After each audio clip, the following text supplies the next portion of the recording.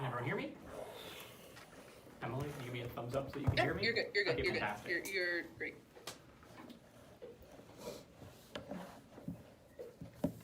The problem that OG identifies is that women might be less assertive in status quo, and their solution is to tell women that you are defective and that the solution is to force your brain to align with the brains of men, to force you to align your bodies with the bodies of men, and to fix all of your problems by playing into the social institutions that states that women's bodies are inferior and they need to be fixed. I think this is a position that is fundamentally repugnant to the majority of women on the planet. I think this is not a politically winning goal, and I think this is antithetical to the goals of the feminist movement, not only in terms of being politically efficacious, but also in terms of actually representing what women on the ground want and the capacity to actually actualize women's preferences. We think all of this is antithetical. I want to do a couple pieces of framing to what they say. First, on their model that this is going to be like advocacy changing into the long term, that we're not really going to advocate this now, we're only going to advocate for this once we've solved sexism, and then we can advocate for this. I think this is really not in the spirit of the motion. This is a motion about what we should do right now, and I think even if you advocate for this to some soft capacity and scale that up, I think there is an increased capacity for other groups to paint you with the brush that this is the position which you hold, and to paint you as more extreme than you are, so I think even small advocacy is likely to be scaled up into large scales. The case we're going to give you is threefold. One, why you get massive backlash, which mitigates political advocacy. Second, why you mitigate buy-in from women and make it impossible to actually achieve the relevant goals for women. And thirdly, why you actually mitigate the capacity to get the type of genetic engineering technology in the first place, which will undermine any analysis in this round, which tries to say that genetic engineering is good. We will say why this side actually is antithetical to achieving that in the first place. First, then, on backlash. I want to say very clearly that the characterization they gave us, that the majority of problems for women have been solved and we are close to a ceiling, is absolutely false and deeply untrue. We think that the goals that face majority of women, and note majority of women not just in the West, but in the world generally, are very proximate, and they are direct things like female genital mutilation, like domestic violence, like the wage gap, etc. We think these issues are present, and we shouldn't shoot for a high horse prior to resolving this. Why is this likely to give you immense amounts of backlash? One, we think the majority of people on the planet are religious, and we think this is deeply antithetical to a religious worldview. That God made you in his image, that there is a particular way that God designed you, and that the human body, the human being should not meddle in the affairs of God and change the biology of people. We think that this is likely to be deeply repugnant to the majority of people, and the vast majority of religious people are going to oppose this on fundamental grounds, meaning the ability for you to make inroads, especially amongst moderate religious women, which note are probably the most relevant electorate in the United States, right? Moderate religious people is the most relevant electorate in Canada or the United States, but especially in countries like Nigeria or India where we need to get baseline political action, are likely to be actively antithetical to these motions, lobby against them, and have mass opposition to your political action. Second, I think this is going to be repugnant to a lot of women, right? And women's advocacy groups, on the basis that how this is likely to manifest is within a society which already has prejudices against women, which means this is not going to say that we're going to equalize to make men more similar to women, but rather vice versa, that we're going to equalize to make women more similar to men, and that there is inherently something wrong with women's bodies that needs to be solved or resolved. I think this is something that's just deeply untenable to women and deeply untenable to the ways that people have been raised. People have been raised to love their bodies, people have been raised to exist in a society where they find themselves beautiful. We think this is antithetical to that. Yes, yeah, So the feminist movement supports a whole variety of different issues. Obviously, people in the East suffer different consequences from people in the West. We think that people in the West generally support things like choice feminism. We think that this probably aligns with that significantly more. Yeah, so I think I disagree, right? I think I disagree with the premise that women in the West are likely to believe that massive genetic modification to make women more aligned with men is something that is actually normal or believable to them. Most people in American society are relatively moderate. I think there aren't a lot of people who are like, I think we should give like men artificial wombs. That's generally likely to be painted in an extreme brush. But P, even if your advocacy is relatively moderate, note that media is likely to spin this to an extreme extent. This is what we see with trans advocacy all the time, where when you have a relatively modest proposal, you see that you likely get the most extreme version of this portrayed, which means your capacity to control the narrative is massively diminished when you associate yourself with a movement that is on its face relatively extreme and can be even more extreme in its portrayal. The second argument then is on buy-in, right? So I think there's a massive backlash to the degree to which people lobby against you, make your political actions much more difficult, but you also make it much more difficult for people to opt in. Note, I'm going to take you in about a minute, I think note like the ability of politicians to associate with you when they're likely to alienate their like political base or alienate women or men or moderate men in their party is probably going to be diminished. So the ability for politicians now to actively call themselves feminists when that associates like associating themselves with a relatively extreme ideology and alienating the moderates in their base probably means fewer politicians associate with you. You probably get fewer donations, and note donations are probably prior to being able to take any degree of meaningful action, which means you massively shoehorn yourself in terms of advocating for other causes. Thirdly, the amount of women who self-identify as feminists is relatively limited. Even if they agree with 90% of what feminism says, they're very difficult to buy into the 10% of what they do it stands for. They're probably going to disassociate because they believe that being associated or talking to their family and calling themselves a feminist is going to start a very difficult conversation about whether or not they support women making themselves like men or women disfiguring their bodies in the image of God. So the degree to which people buy it is massively diminished. Sure, OG. We're making a caricature case here. We could start with relatively minor propositions, like saying, oh, we would increase the mass of the skeletal body of women so they're more resistant, for example, to car. We can start with really modest propositions and gradually move on. I think the first thing I said is why media spins is likely to put this in quite an extreme basis, which means the degree to which even a modest proposal is likely to be taken as anything other than absolutely extreme is quite diminished, right? So we think that's likely to be portrayed. But second, getting those incremental gains, and this is the terminal impact, is much more diminished. Note at the point at which you have fewer politicians supporting feminism, fewer women self-identifying as feminism, fewer women donating to feminist movements. This means your ability to solve proximate issues, right? Advocate for things like abortion access, which is a much more realistic way to give women control over their womb, to argue against workplace discrimination, which is a much better way than trying to change the bone structure of women. I think ultimately means that you're able to address these issues in much more realistic ways and save the thousands of women, millions of women who are impacted them in the interim where your political action is immensely diminished. Second argument then about why you get less research on these policies generally. So note, at the point at which you politicize genetic research that could potentially be applicable in other circumstances, when this is viewed as specifically a feminist cause, and when you have massive religious or conservative backlash to these movements, you are likely to have policies which ban research, like we see banning into stem cell research, banning investigation into these policies, which means you probably get on net less of this policy on the comparative. Because we still have this research on our side, you just don't have the feminist movement actively advocating for it, but it still happens in science labs daily. Which means then that you actually limit the ability, if this technology is good, for it to develop at the point at which it becomes a deeply polarized wedge issue in political climates, where the Republicans have a political advantage by getting on the stage and saying, we will ban research into this technology, and people will vote for that on their behalf. So if this technology is valuable, and any team wants to say that, we say, well, we actually get more investigation into this technology, into things like cybernetics for people with disabilities, into genetic research for people with genetic disabilities. We get more of that on our side, which means we actually access any proximate benefits. Because we get more political benefits for women, and because we actually get more research in the long term, we're so proud to. Great, thank you. VP Asmus.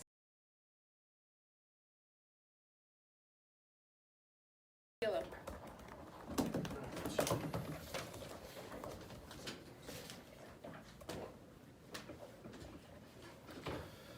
I'll call for POIs. Please don't do them verbally.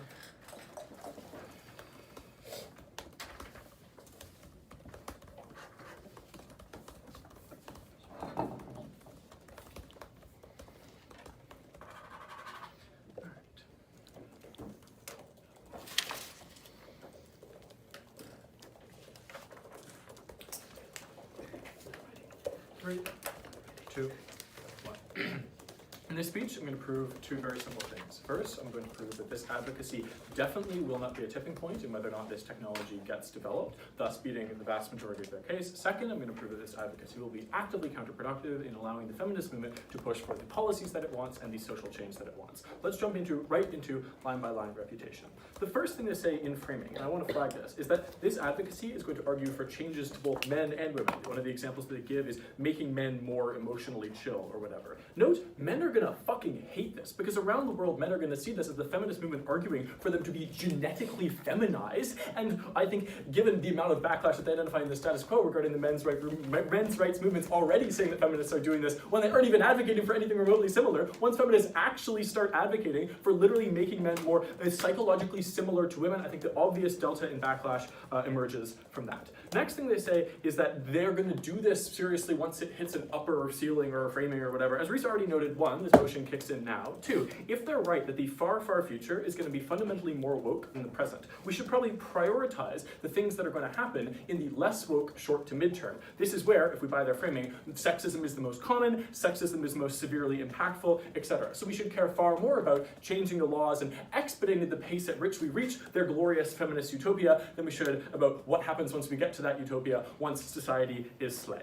Next, they say that there are some problems in society that emerge because of biological differences between men and women. This is true, but as Rhys explained, there are many easier solutions to these problems that the feminist movement can advocate for and the feminist movement is advocating for in the status quo. They can advocate for abortion rights in order to deal with some of the asymmetries that emerge from childbirth. They can advocate for maternity leave, far more simply, to deal with the sort of inequalities that emerge from childbirth. They can advocate for sort of better workplace safety laws to deal with the fact that women can get injured more if a box falls on them or whatever.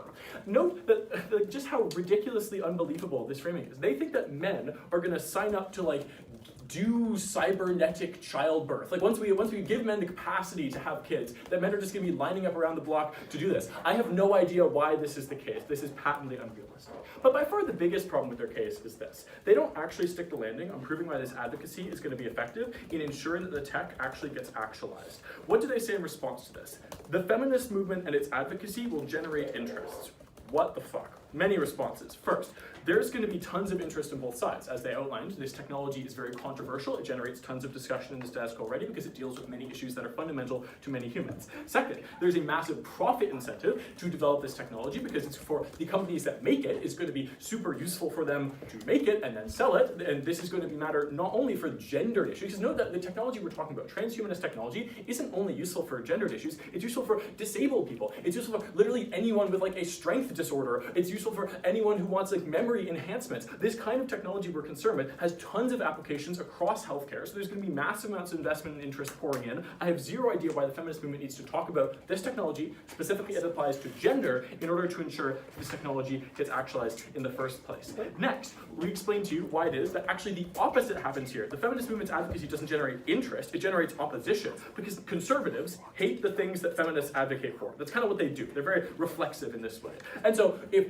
feminist movement is advocating for this kind of transhumanist technology. Now, all transhumanist technology is going to get branded as feminist, as woke, as liberal, etc. And so this is going to massively delay the development of this transhumanist technology, which is useful across all of society, potentially not just, and indeed very minimally, for women and for making them more like men. And I want to flag, in some ways, they basically concede this. When they say that we're going to do more advocacy as the technology develops, this concedes that the technology develops not because of the advocacy, and that having meaningful amounts of advocacy coming after the technology is mature already concedes our entire case. Lastly, they never actually explain why this advocacy that they identify on their side is better than any of the alternative advocacy methods that you would engage in. Rhys countermodeled quite clearly two broad kinds of things. The first I've already discussed, which is that just arguing for solving these biologically caused problems in easier and simpler ways. And the second is just sort of low-hanging fruit, generic things like advocating for more domestic abuse shelters, advocating for better enforcement of sex crime laws, etc. Then things that are oftentimes popular in the abstract but don't receive sufficient discussion and attention within polities worldwide. Okay, yeah, POS? Accepting like your characters into our case won't, as perceived as radical, won't be moving the Overton window, making other policies like that are feminists are claiming more acceptable and seeming less radical and therefore more likely to be adopted? The Overton window is a scam. If the feminist movement argues for something super radical, people think, oh shit, the feminist movement is super radical. Conservatives paint with a very broad brush. Rhys already preempted this. Last point of ref before, yeah, sure. What are the roadblocks to developing this sort of STEM technology in the status quo? It's probably super scientifically complicated, and feminists aren't going to help much with that. All right, let's continue. So, last thing to say is they say we're not supporting sexism on their side. This is true. They're not going to be explicitly advocating for sexism, but women are smart, and they're going to know how this tech would manifest. That this tech would manifest if it were actualized in the real bad ways that we think it's likely to in their world, in ways that fuck over women, in ways that make women more like men, in ways that sort of undermine the dignity of all women everywhere. Okay, great. Let's do some rebuilding and weighing. The first thing to say in response to our backlash is this will be done in a smart way. What?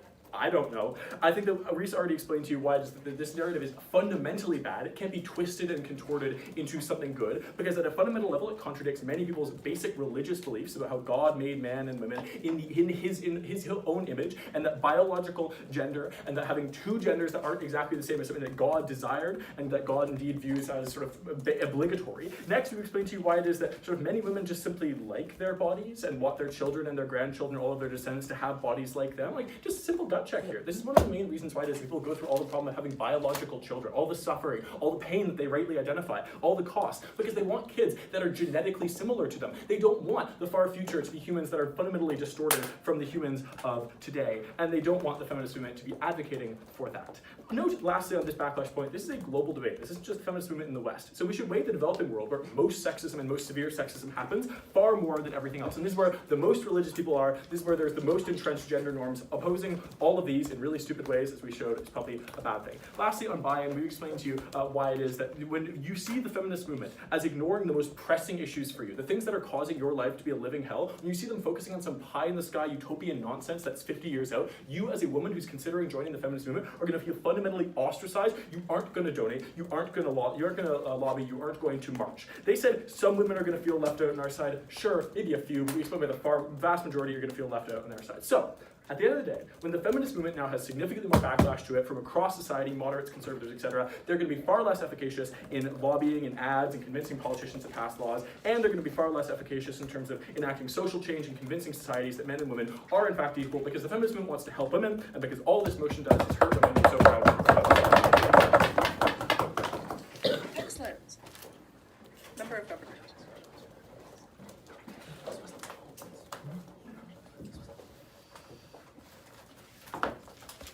Is that a strudel hat? Yes. Yeah. Sensational.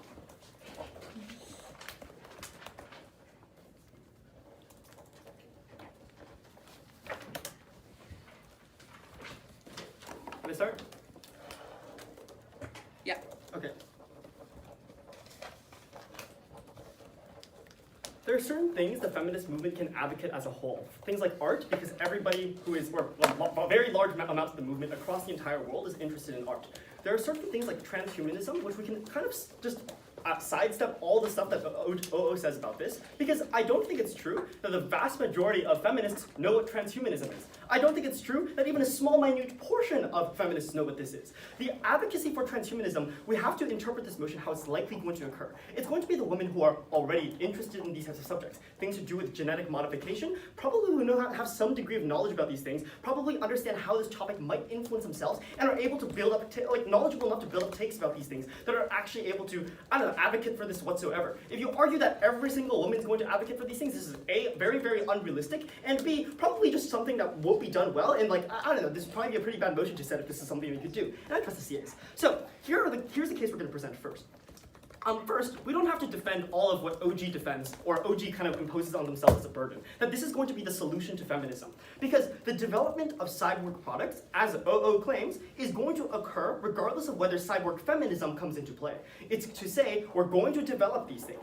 The issue is, when you develop these things over time, the same way when we developed the car, we never waited to develop gender neutral driving schools. When we developed things like, jobs and stuff like this, when we modernized the job, the 9-to-5 work day or work week, we never left time to develop things like maternity leave all of the starts. We don't want the same issue to happen when we're developing cyborg products in the future. That is the case we're going to present. When the world becomes a world where it is very commonplace for people to genetically enhance their bodies, I don't want it to be a case where women are not able to do so because they can become ill because the technology was never developed to allow them to do so in the first place. That's the stance we're going to take. First off, then, I think this impacts products in general. Second, it impacts products specific to benefits to women's rights stuff. I think that this might be achievable for the feminist movement, but even if we don't claim any of these impacts, even if we think that these things are way too long term, I think we're still able to claim things on medical advancements in general. Yeah, back half. Do you think that it's feminist to do scientific experiments on women without their consent? No, I don't think we're doing it without women's consent. Presumably women would consent into doing these types of things before they're being tested on. And even if it's scientific research without the consent of women who didn't consent to other women being researched, I don't think that this is reasonable to claim, because everybody's willing to, everybody is justified in sharing their own piece of the pie and how they think the world should work. If I think I should be allowed to be tested on, then I'm allowed to do so.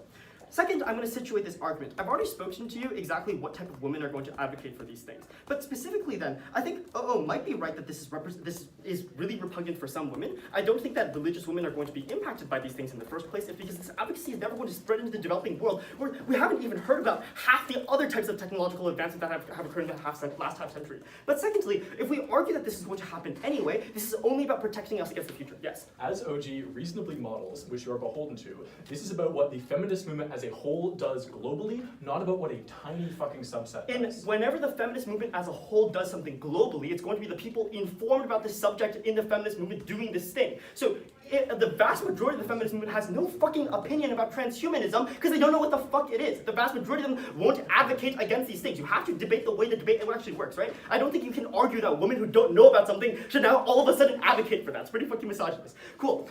The case first, why is this development is going to happen so soon? The first reason for this is that we're already doing it. So Elon Musk is working on Neuralink. Boston Dynamics has made hands for amputees. Like, we have eye replacements and transplants becoming all the more common. We have blood transfusions and stuff like this that are becoming very commonplace today. But secondly, there's demand for it. People with disabilities, people like techno-optimists, these are people who are probably going to try and develop these products in the near future. Last but not least, I think it's just reasonably profitable to say if I can cure everybody who is missing a hand and give them a hand, probably this will make me a lot of money. This is why it's going to happen very soon. If it's happening so soon, then presumably it's really important for the feminist movement to at least say, hey, we should consider women throughout the development of all of these products, because this is going to be something the world actually depends on in the future. This is why the second point is so important, right? Why is this development of the product so sex-specific? First off, female anatomy is simply just highly different. So where in male bodies we have X chromosomes from our mother and Y chromosomes from our father, women have X chromosomes from a mix. So like one X chromosome would win the fight in many different cases. This is one example out of the very many examples why like women's bodies are different. Where like more straight up body parts are different. There are different things you have to consider, right? Guidelines of like necessary eating. These are all different things that probably need to be considered. When we develop specific drugs, they might be less effective with women. They might need to be changed to have the same degree of potency. I think it's fundamentally unfair for this technology to be developed in a world where only men can use it to a certain degree of efficacy. Secondly, I think cures to illnesses and medical investments today are often incompatible to different sexes. So we disproportionately value men because this is historically what we did all of our research on. We historically had research being done on men because these were the only people that like doctors would reach out to as friends because all the doctors were men. And additionally, this is like all the people who would actually be credited as legitimate people within history textbooks. This is incredibly important. No more POIs. Cool. Last but not least then, I'm going to go into the impacts of our case. First off, I think the products that are likely going to be developed, the products that are likely going to be developed are actually going to be based around women. This overcomes OG's burden of having to prove why this is good for the feminist movement overall. I don't care, because even if it is not conducive to every single woman in the feminist movement to have these type of things, I think it's conducive to when these things are being developed, at least have them be equal. That's a significantly less controversial stance. But additionally, I think Andrew gives us an amazing POI that just isn't engaged with. This is still conducive to things like choice feminism, which is to say, I'm not sure where we draw the line on like things like abortion rights, on specifically assistance through drugs and stuff like this. Maybe perhaps like using technology is probably also very reasonable as a solution to all these things. So even if people might find them repugnant right now, as society develops into being more and more accepting of technology, presumably these are still decisions that women can make in the future. We should prioritize having the maximal amount of decisions that are being able to be made, as opposed to like the current preferences of all women. Secondly, though, I think there's significant spillover into medical investment. So even if you don't buy any of the stuff I talked about developing these products in an equal way, we can still access having significantly more investment into just women's anatomy in general right now, or female anatomy right now. Because first off, there are probably cures to certain common illnesses, or maybe cures to things like breast cancer, which are specific to female bodies, that can only be done at the point which you have significantly more research being done on these things. So presumably if you have certain goals that are being set in mind, and maybe it's like not perfectly tangential, we have spillover research being done all the time. We have papers that are being researched and stuff like this. It is often very, very, very good for like our future development. Additionally, though, we probably also have more prominence of like women researchers or female researchers within healthcare, because these researchers are probably the ones who are going to be advancing the field and understanding on how you're going to develop all of this like technology in the future. You're probably going to look at these people, they get more employment. There's so many spillover impacts for medical stuff. Please, please, please let CG win. Thank you. Great. Member of opposition.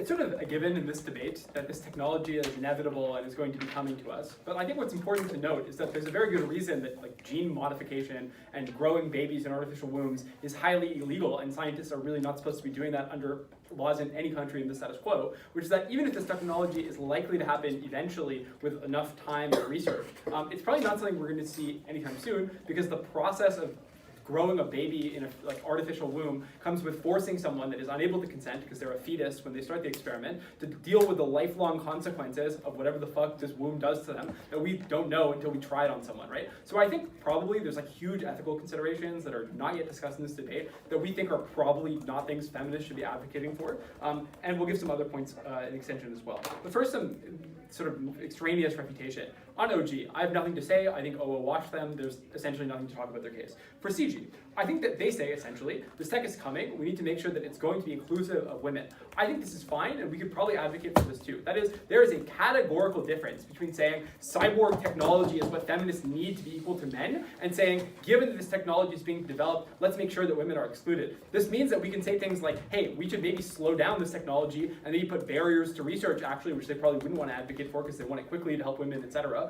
to make sure that it's going to be equal, to make sure that it's not going to be actively harmful to women, for example. So I think like trying to hold these companies that are doing this research accountable is not necessarily something we can't stand for. We're just saying that this is not like the be-all, end-all of what feminist has to be, or that this is intrinsically pro-feminist.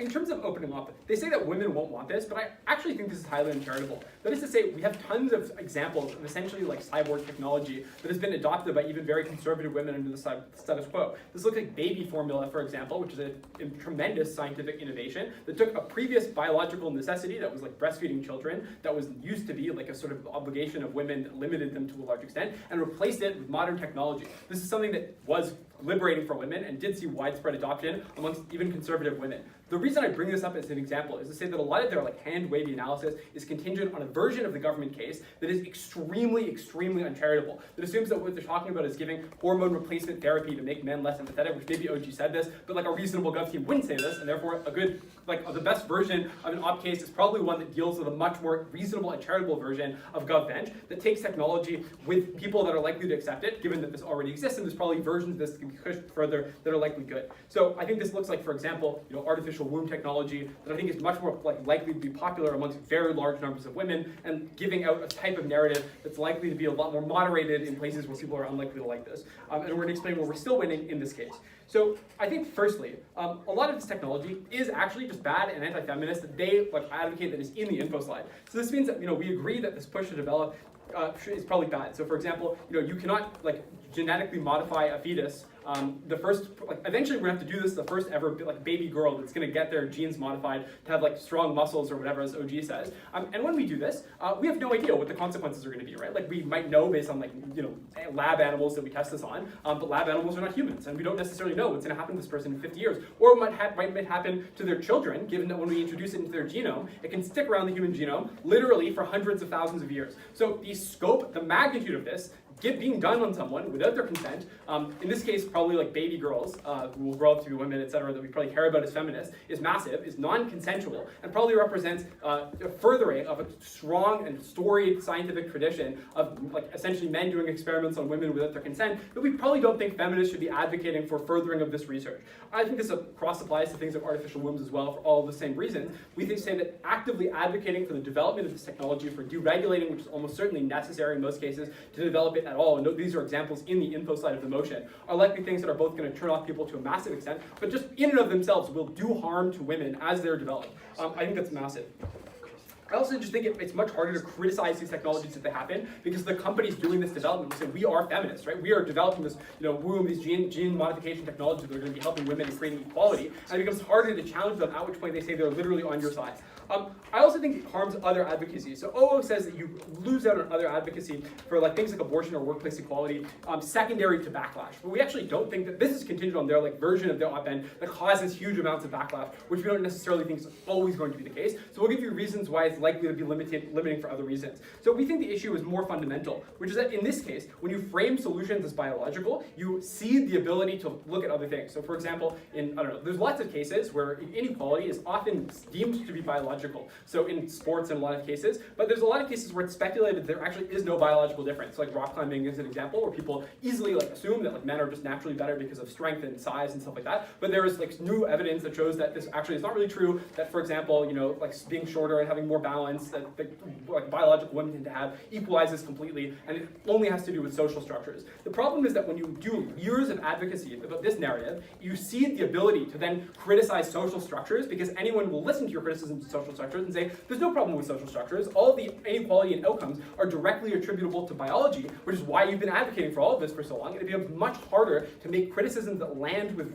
like average people when you've already said that these differences are down to biology and not social structures. So you fail to get changes on all of this. Finally, in coercion. I think that most of the technology that OG talks about is not here, but let's talk about what happens in the interim when we have the first ever like artificial wombs and what happens. I'll take back up. Yeah, so I don't think that every single type of like transhumanism has to be as radical as you say, because I think the vast majority of these developments is going to be women saying, I want this type of technology, doing probably significantly more research than otherwise would have about what type of technology is being developed, and then actually now developing this type of technology alongside all the other things. So I think I'll just say my speech response to this.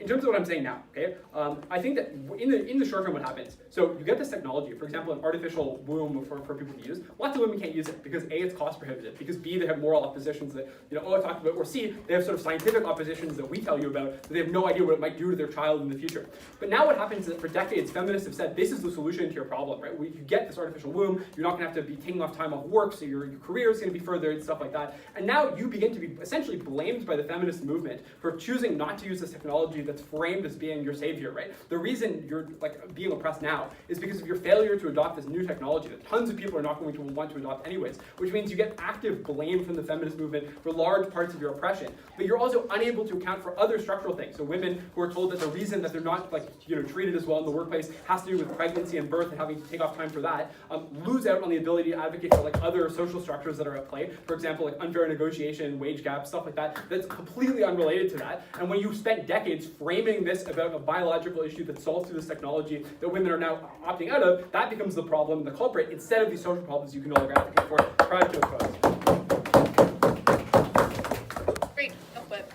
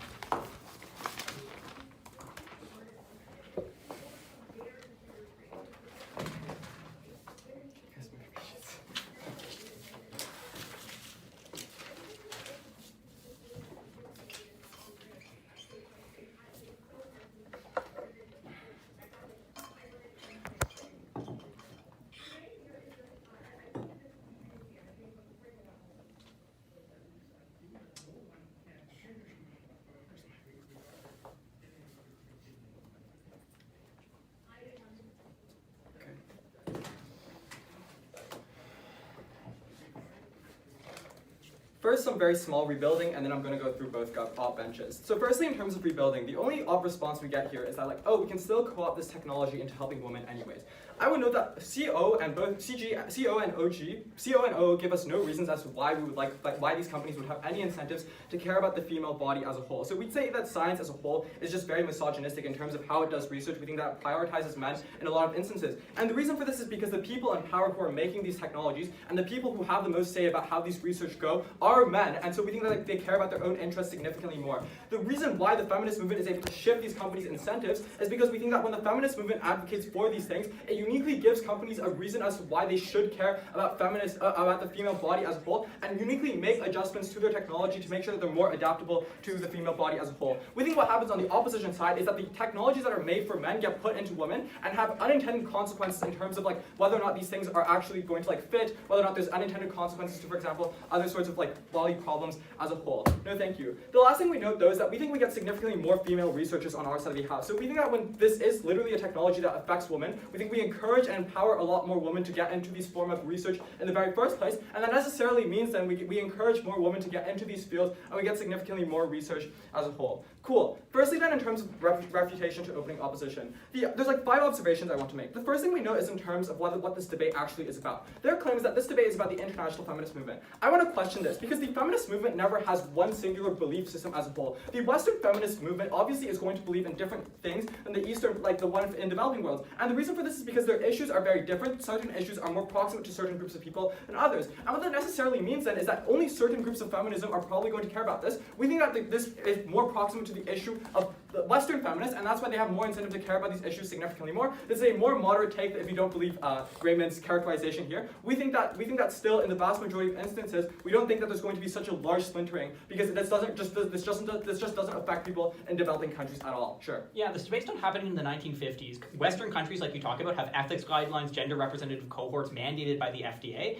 Like product developers listen to investors and the FDA. They don't listen to the feminist movement. If there isn't a market to sell this, then why is the social movement shifting it? So, like, I think they just do listen to feminist movements as a whole, right? Like, insofar as the feminist movement is a very, very big, like, indicator of, like, whether or not you're able to sell your product significantly more, we think that companies generally have incentives to be good on a social level, insofar as that means that more people are willing to buy their products, and that uniquely means that we're able to shift these things we're able to shift these things to include more female researchers. Like, we think they have been able to do things, like implement affirmative action things, and we think that they're able to do this within these industries as well. The second thing we would note is in terms of people who are very, very religious, right? We think that if, like, their claim itself in terms of research self-defeats this claim, right? Because if it is the case that things like stem cell research are already able to exist, it's just that the vast majority of society has become very, very secular to the point where they don't care about the religious problems of, like, oh, the human body should be made uniquely to be the way that it was designed by God. And what that uniquely means then is if general stem cell technology is able to exist, and this type of research is able to exist generally, it's unclear why people are just very opposed to adding women to this field specifically, and we think that therefore if people are willing to support these things and put aside their religious biases, they're probably willing to support these technologies as well. We think that, as Raymond points out to you, there are significant amounts of developments within these fields, and that probably applies to women as well. And that's why there's not going to be significant backlash. The third thing we note is in terms of women's perceptions of this technology themselves. The first thing we note here is in terms of why there's, like, already there's more secularism significantly. The second thing we note, though, is that we think that different people have different sorts of ambitions. And what that means is that when they have biological things that restrain their ability to access these ambitions, we think they're significantly more likely to support these technologies on our side of the house. This opening government's claim here is just that, like, oh, this is a reason as to why this policy is good. We explain as to why this is a policy that is likely going to be supported of women with this mechanism. So the way we use this mechanism is very different. The third thing we note, though, is in terms of long-term support. So the way in which support works is that there's always going to be a large subset of people who oppose policies, any policy that you implement as a whole. That is why, for example, it took a decent while for women's suffrage to get on to like pass on. But that doesn't necessarily mean that the support doesn't transition into supporting supporting these policies in the long run. And we give you reason as to why women are likely going to support these policies in the long run, because we explain to you as to why this is similar to our policies about choice feminism. But also, if people want to reach their own aspirations, we think this is a way for them to reach their aspirations when there are biological things that refrain them from being able to as a whole. Sure. So your opinion about whether or not transhumanist technology is good or bad is orthogonal to how you think it should be developed if it's going to be developed. We can be opposed to it holistically, but say that if it is going to be developed, we at least want large concessions for women first, getting feminist goals in the way that it's developed without being actively in favor of unethical research, which you kind of have to be. So I don't think this is necessarily, I think this is just a double-edged sword on both sides of the house, right? If you want to necessarily support this sort of humanistic technology on your side of the house, you also probably have to incorporate some elements of this type of research as a whole. So for example, you probably still have to do things we probably have to talk about things that affect both men and women that onto people that necessarily can't really consent to a very, very large degree. And we think that a lot of these humanistic technologies you probably still have to run into these ethical problems, which I'll talk about later. The fourth thing I want to talk about is in terms of, so this explains as to why the vast majority of women probably are going to be relatively neutral or supportive of these policies, but we explain to you in the long run as to why we get more support for these policies in the long run, and we think that's always what we care about with these sorts of debate rounds. The fourth thing we want to talk about is in terms of politicians. Their claim here is that politicians are not going to want to associate with the feminist movement because it's very, very radical. The problem with this claim is that nobody believes in 100% of anything. So even with the Black Lives Matter movement, nobody believed 100% of what it was advocating for, right? So certain groups of people probably didn't want to defund the police completely. And what that necessarily means, though, is that people still associate themselves with these labels insofar as they agree with the vast majority of the things that this movement is saying, and insofar as we think that the vast majority of the things that the feminist movement are saying are still broadly popular policies that suggest that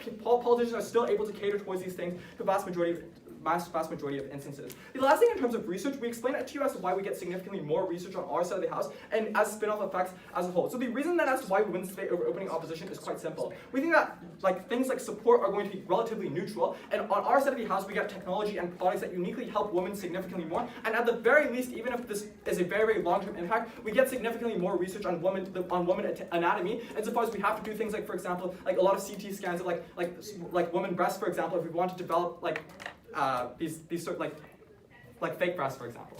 Okay, cool. Lastly, moving on to closing opposition. Closing opposition, we think that a lot of the technological claim is probably going to be a double-edged sword in many instances. And the reason to believe this is because we think that when you're entering into, for example, cyborg technology as a whole, you necessarily have to genetically modify humans that don't necessarily know what the end impacts of these modifications actually are. These are new technologies. People can't necessarily consent to these things, even if they're above the age of consent. The last thing in terms of social issues, we think that people generally recognize that social issues are still a factor in terms of why there's inequality. So, for example, you have research about why women have to do why women have to clean the house up, and that's why they can't succeed in society. Great. Last but not least, small foot.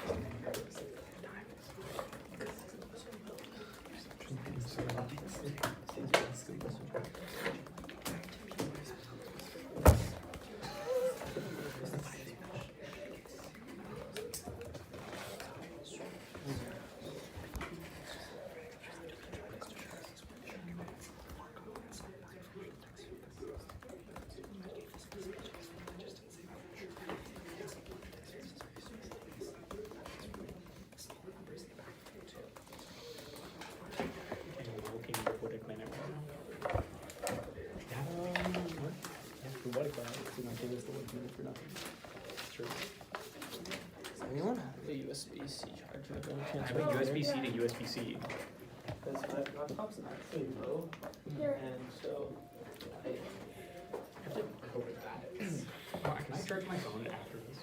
I can hope this. I have to teach a class at 7. You're so real glorious. What's the phone?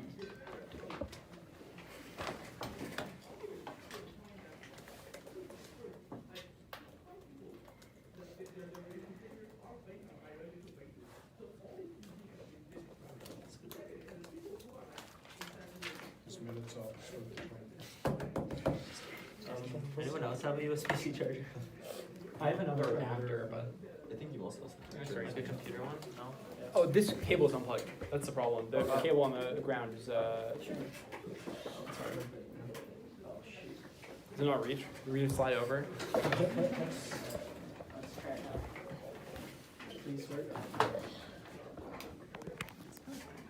Oh, it's like computer engineering degree finally being put to use.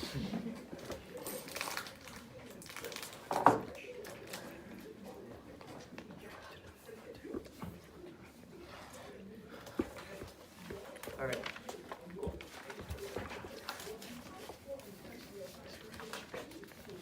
We'll be starting in 3, 2, 1. The fundamental problem with this round is that no one properly recognized the ways in which we actually have conflict arise and we taint movements. And it's only through Jacob's speech where we actually understand this. And it's only through Jacob's speech where we get a charitable conception of this round. Not one that's limited to the short term and it's limited to, for example, backlash, but rather in the long term, how it coerces women into perceiving that they are inadequate and the decisions that they made are self-inflicted, that biological determinism determine their circumstances that are subject to never change, that they can never fight against a system that is subject to their discrimination because at the end of the day, it was their fault the day that they were born. I'm going to do a couple of things. I'm going to first go through Gov, then after that I'll go through opposition. Let's start with opening government. The first thing we hear is that there are biological differences that manifest into fundamental problems. We do not disagree with these issues, but this point does not provide solvency as to why advocacy will lead to successful technology development. The second claim provides public advocacy will make those who support or engage in cyber feminism feel validated. The first thing is that they can see that this topic will lead to backlash, and spotlighting it through advocacy can only just then bring up the backlash. So it's a self-defeating claim.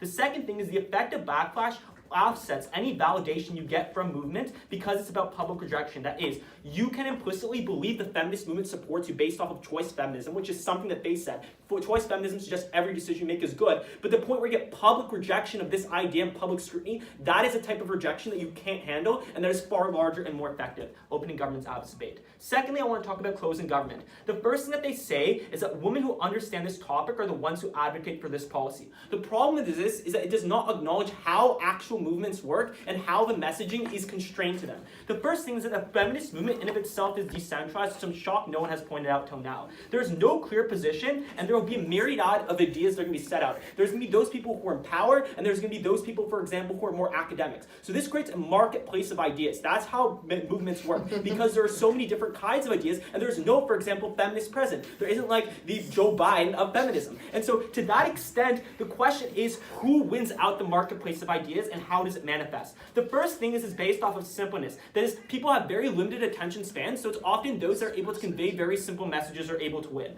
The second thing is those people who are more aspirational extreme. It's these things that are able to differentiate and talk about different ideas are the ones that are able to get more views because the systems by which that they're able to get views like social media and attention and thus become a representation of social media are the ones that effectively propagate this idea. The third thing is about power, and that is, although yes, it's true, powerful people are not the ones that understand it. It's going to be their interpretation because they're the ones that are having the viewer bases that's going to be the ones propagated as a representation of the feminist movement. So to this point, this better explains why specifically it is the case that yes, it is women who maybe understand this and academics that maybe start the discussion, but it doesn't end with them. It's not the one that's actually represented in the media, and therefore this is the reasons why all of opening opposition's claims they say manifest do manifest, because I actually think this is a very reasonable characterization that they didn't deal with. Why is it the case that's going to be an unreasonable characterization beyond media representing it? But I think this explains to you why specifically the way that information is filtered is one such that it isn't an inevitability even after best case. Look at and just gut check it. Feminist movements have academics. They're not the ones that represent it right now, and these are all the reasons why. Yes? If you win by motion semantics, whatever. But there are 3 reasons I gave you in my speech why women are super impactful within the tech sphere. We're challenged on this many times, so I'm going to explain this. First off, it's a small place. Women have, and even with very few people, it's going to have very big voices. Secondly, companies are hungry for political alignment. Okay. Lastly, they might own market dude, share. It's not your speech. All right, so I'm going to deal with their claims about getting women into STEM and everything else. The first thing is that, I just think this POI was really good. It was just true. We're not in the 1960s. We live in a time where, for example, there's already been massive amount of money, massive amount of grants, massive amount of university attention and scholarship in putting women into STEM. This is also the problem case. It's tangential to the motion. We're not talking about a woman in STEM motion. We're talking about cyborg feminism, which is why I think they actually might even have, I think their case is worse, honestly, than opening government because their outcome is not even related to this motion. We could literally support women in STEM as a position at our side of the house, which means their case is frankly not exclusive, and that's why their counter model is absolutely terrible that's fitted into an argument. The second thing that they say is that development of technology already exists, and advocating that will lead to the creation of female-specific products. They say that science is all men, and we've already responded to this. I think the first thing that I want to say, and this is really important, because I think this is a round where this is actually important. Guys, POIs matter. I POI the thing about capitalism and how there's already market interests and how there's a reason and incentive to do this in the first place. This isn't something that they could just get away with adding a couple more words when this is approximately the claim that I made already. So to that extent, I explained to you that there already is a market interest in developing these technologies that their side doesn't seem to help and actually makes worse. And to that extent, I also think that there's an interest in supplying women. Women make 50% of the population, which means any development of any new kinds of technologies that are going to change your biology or anything else are obviously going to deal with women as well because they're potential consumers. Moreover, there's probably going to be startups that are going to focus on women-specific issues and segment. Guys, this is just business 101. This is how people make products, and therefore they're likely to exist.